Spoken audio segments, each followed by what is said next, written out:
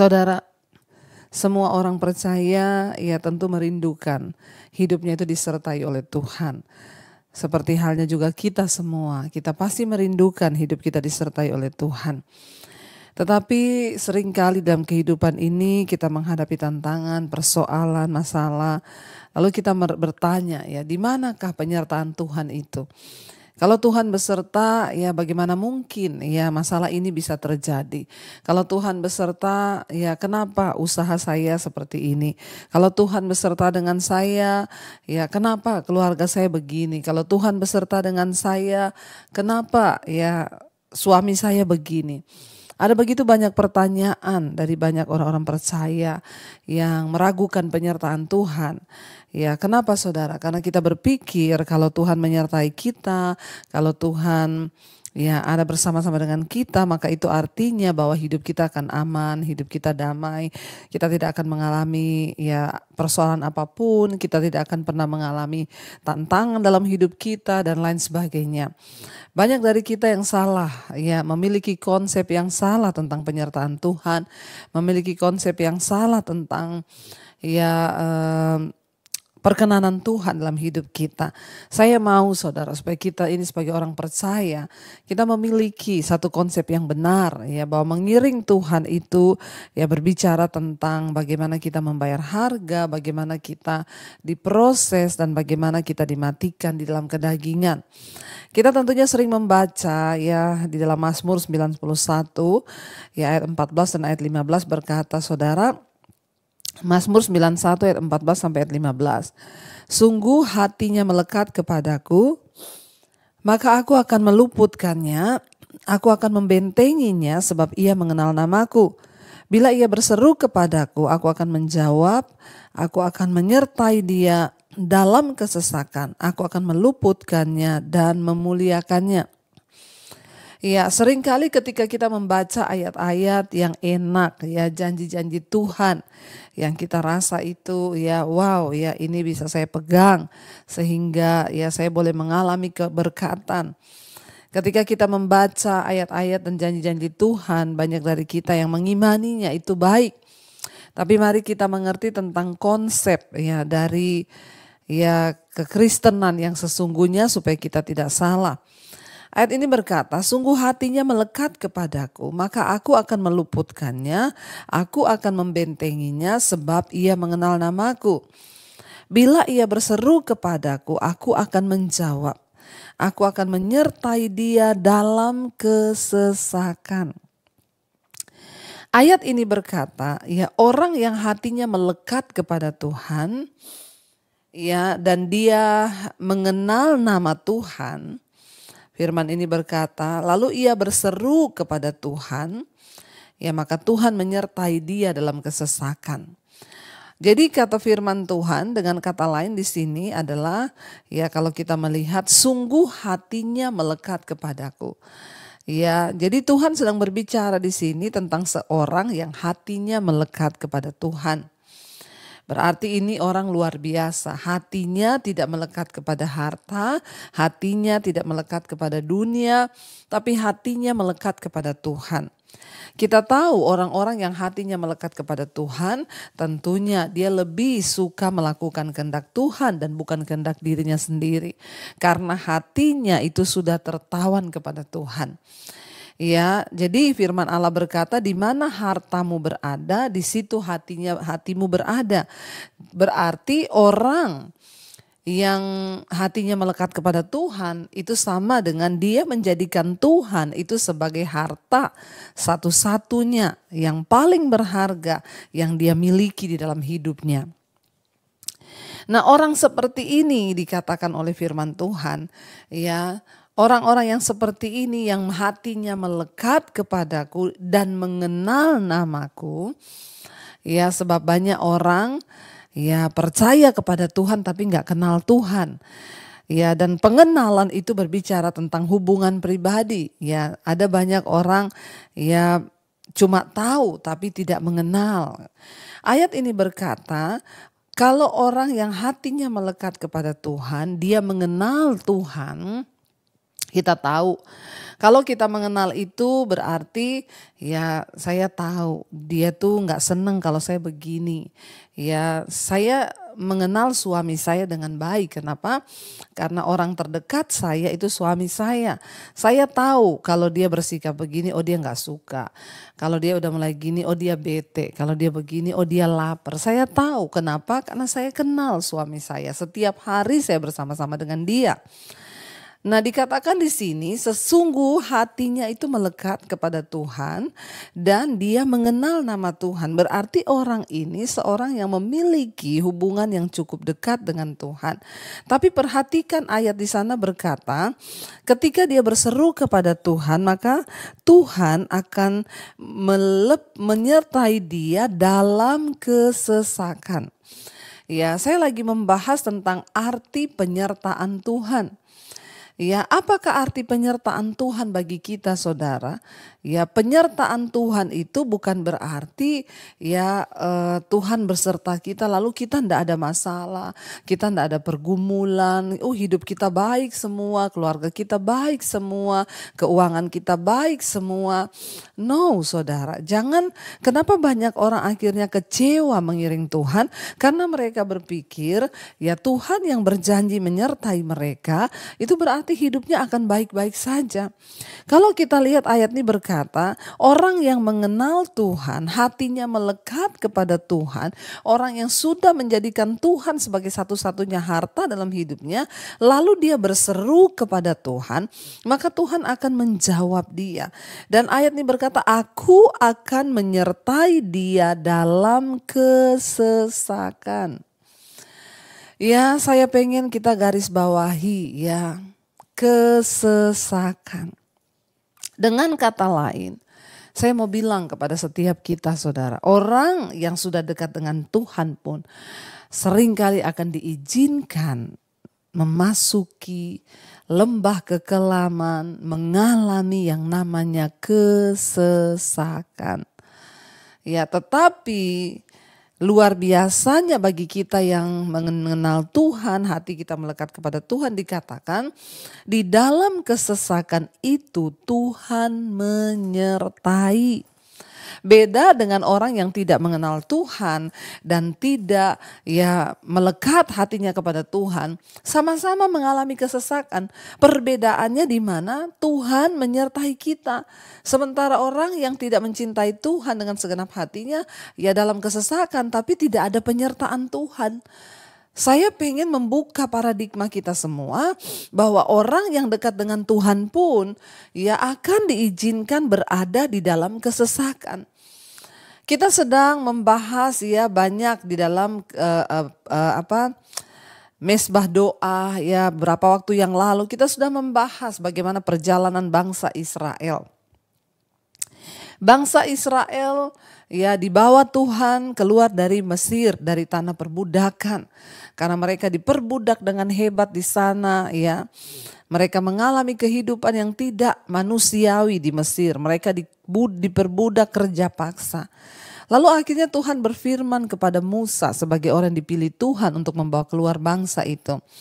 Tuhan berkata, Musa, kamu pergi ya, temui Fir'aun, raja Mesir. Katakan kepada dia bahwa aku telah berfirman kepadamu untuk membawa bangsa itu, umat pilihanku, keluar dari Mesir menuju ke tanah perjanjian yang Tuhan sudah tetapkan. Tapi Tuhan bilang kepada Musa, tetapi ya kalau engkau pergi ketemu Fir'aun, Fir'aun tidak akan membiarkan engkau pergi. Kenapa? Sebab aku mengeraskan hatinya. Saudara ya kalau saya mungkin yang menjadi Musa, saya akan berkata, lah Tuhan kenapa engkau suruh saya pergi ketemu Fir'aun untuk membebaskan bangsa ini pergi, lalu engkau sendiri yang mengeraskan hati Fir'aun. Saudara, ikut Tuhan itu ngeri-ngeri sedep ya. Ini yang ngeri-ngeri sedep itu artinya apa? Ya Tuhan sudah berjanji.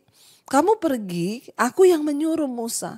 Ketemu Fir'aun, bilang ya aku menyuruh engkau membawa bangsa ini keluar.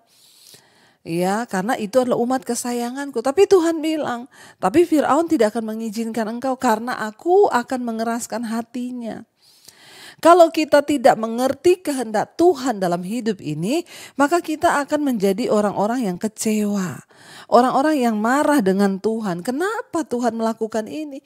Kan saya maunya begini, Tuhan yang suruh saya begini, tapi di tengah jalan saya mengalami yang namanya jalan buntu. Sehingga Musa ketika dia berbicara kepada Firaun, ya, dia diproses lama saudara dengan Firaun. Sampai tulah pertama, tulah kedua, tulah ketiga, sampai tulah yang ke-10. Ya, baru Tuhan itu berkata, ya bersiaplah.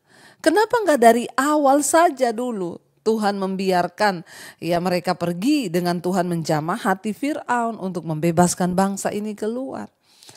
Ada banyak hal yang tidak kita mengerti dalam hidup ini. Makanya mengikut Tuhan itu jangan punya konsep yang salah, ubah paradigma kita sehingga kita bisa mengerti bahwa oh yang Tuhan mau itu begini. Jalani saja hidup ini saudara, ya dengan mata yang terus tertuju kepada Tuhan. Jalani setiap proses hidup kita supaya kita bisa melihat perkara-perkara besar. Ya, Tuhan berkata, aku sengaja ya membuat Firaun mengeraskan hatinya supaya aku bisa melakukan perkara-perkara besar di tengah-tengah orang Mesir, supaya engkau orang Israel dan orang Mesir melihat perbuatan-perbuatanku yang ajaib dan mereka percaya sungguh-sungguh kepadaku dan mempercayakan hidupnya kepadaku. Dan buktinya apa saudara? Tuhan sudah melakukan begitu banyak tanda ajaib. Ya, tongkat berubah menjadi ular. Ya, Tuhan sudah membuat tanda-tanda yang ajaib dengan tulah-tulah yang terjadi. Bayangkan ketika anak sulung mati, hanya orang Mesir yang anak sulungnya mati. Bahkan anak ternak yang sulung pun juga mati. Tapi orang Israel milik mereka tidak mati. Harusnya itu membuat mereka melihat bahwa Tuhan itu benar-benar ada sehingga mereka hidup takut akan Tuhan. Tetapi ternyata tidak saudara, semua yang sudah Tuhan izinkan terjadi itu tidak cukup membuat bangsa Israel mempercayai Tuhan dan mempercayakan hidup mereka kepada Tuhan. Ya, apa sih arti penyertaan Tuhan itu? Tuhan mau supaya kita bukan hanya percaya kepada Tuhan, tapi kita mempercayakan hidup kita kepada Tuhan, saudara. Ketika mereka mengalami tantangan di padang gurun, mereka bilang kepada Musa, oh jadi kamu bawa kami ke padang gurun ini untuk mati kelaparan di sini. Musa, mending kami mati di Mesir, kami mati di depan kuali yang banyak daging, banyak roti. Daripada kami mati di sini, tapi kami mati kelaparan di padang gurun. Mending kami jadi budak, itu loh saudara. Mengapa Tuhan harus mengizinkan kesulitan dan kesukaran terjadi? Supaya dicuci otak bangsa ini. Karena mereka punya pemahaman itu hanya memikirkan keenakan bagi dagingnya. Berapa banyak hari-hari ini orang Kristen yang berkata mau ikut Tuhan tapi dia hanya hidup menyukakan dagingnya. Kita bahkan gak mampu keluar dari keinginan daging. Kita terus hidup melakukan keinginan daging. Kita hidup dalam percabulan, kenajisan, amarah, kepahitan. Ya, kita masih tenggelam dengan minuman keras, rokok, dengan segala macam dosa kita lakukan. Kenapa? Karena sesungguhnya kita ini tidak ada ubahnya dengan bangsa Israel yang hanya memikirkan kesenangan dagingnya tapi gak mau mengikuti Tuhan dan rencananya. Saudara, jangan biarkan proses Tuhan berlanjut terlalu lama dalam hidup kita. Bangsa Israel harusnya menempuh perjalanan bisa hanya beberapa hari. Tapi mereka akhirnya jadi puluhan tahun, 40 tahun berputar-putar di padang gurun. Kenapa? Karena ternyata semua kesulitan tidak cukup membuat mereka bertobat. Ingat saudara, penyertaan Tuhan dalam hidup kita itu sebenarnya cuma satu. Tuhan mau apa? Supaya kita ini bertobat. Apa arti penyertaan Tuhan dalam hidup kita? Supaya kita ini hidup dalam pertobatan. Itu yang Tuhan mau. Ya, jangan sampai kita ini tidak mengalami pertobatan. Makanya dalam Keluaran pasal 15 ayat yang ke-11 dikatakan di sana, siapakah yang seperti engkau di antara para Allah ya Tuhan? Siapakah seperti engkau, mulia karena kekudusanmu, menakutkan karena perbuatanmu yang masyhur. Engkau ya pembuat keajaiban. Kenapa kata-kata ini keluar dari bangsa Israel? Ya, karena mereka melihat mujizat besar yang Tuhan buat. Tapi ternyata itu tidak cukup membuat mereka bertobat. Ya, Keluaran 14 ayat 31 dikatakan di sana, ketika dilihat oleh orang Israel betapa besarnya perbuatan dilakukan Tuhan terhadap orang Mesir, maka takutlah bangsa itu kepada Tuhan dan mereka percaya kepada Tuhan dan kepada Musa hambanya itu.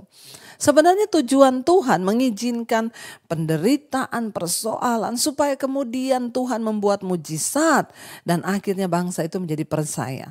Keluaran 14 ayat 31. Ketika dilihat oleh orang Israel betapa besarnya perbuatan yang dilakukan Tuhan terhadap orang Mesir, maka takutlah bangsa itu kepada Tuhan. Dan mereka percaya kepada Tuhan dan juga kepada Musa sebagai hambanya. Saudara, mari jangan hanya sampai dipercaya kepada Tuhan, tapi milikilah rasa takut akan Tuhan. Sehingga ketika kita mau melakukan dosa, kita takut akan Tuhan. Karena penyertaan Tuhan itu dalam hidup kita. Ya, Tuhan menyertai kita itu supaya apa? Kita diizinkan mengalami kesesakan cuma satu tujuannya, agar kita sungguh-sungguh bertobat. Menyerahkan hidup kita kepada Tuhan. Menyerahkan segala yang kita miliki ini kepada Tuhan. Ya, bukan untuk kita ini ya senang-senang, bukan untuk kita ini tidak mengalami penderitaan, bukan. Ya, daging ini harus menderita supaya apa? Ketika daging kita menderita, barulah kita ini bisa hidup berkenan kepada Tuhan. Jadi hari ini ketika engkau sedang ada dalam pergumulan, mungkin engkau sedang ada dalam penderitaan, kesesakan, jangan bilang Tuhan tidak menyertai engkau.